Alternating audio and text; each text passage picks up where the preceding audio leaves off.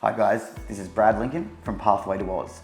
Now, recently my phone has been ringing off the hook, emails coming through left, right and center with people really not sure what they want to do or what they can do after their 408 COVID visa has expired.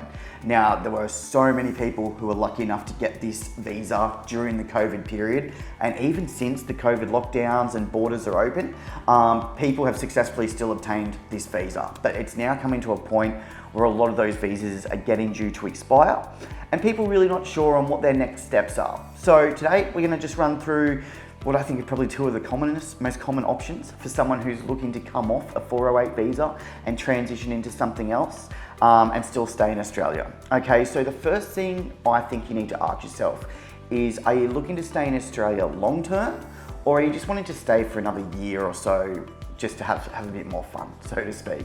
So if you are looking at just staying for say another year or two and still want to end up going back to your home country or keep traveling the world somewhere else, there are a number of short courses you can do that are very affordable. Okay, so things like scuba diving, fitness, graphic design, business, marketing, management.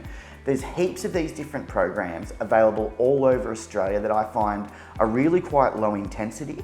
They're really flexible in terms of payment plans and costs. And in terms of costs, they're actually quite low. You mean, some of these courses start from as little as $5,000 per year. So a really affordable way to keep you in Australia, give you work rights, and allow you to spend some more time in the country you've been having so much fun.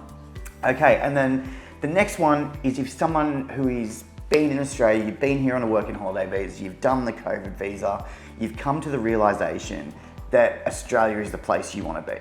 You don't want to go anywhere else, and your next step in terms of visas is figuring out how you're going to make that permanent step to stay here. Okay, now, if this is your first time on the Pathway to Oz channel, literally just do a bit of a deep dive on the videos. We go through a huge amount of detail about all the different courses that can keep you here long term, but areas like aged care, trades and construction, hospitality, engineering, the tech sector, and early childhood education, just to name a few, are in such high demand at the moment, and all of those courses, all of those professions I just mentioned have some really great study to migrate pathways available to someone who is looking to stay in Australia long term.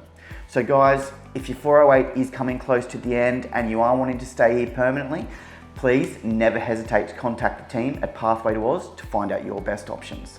Thanks.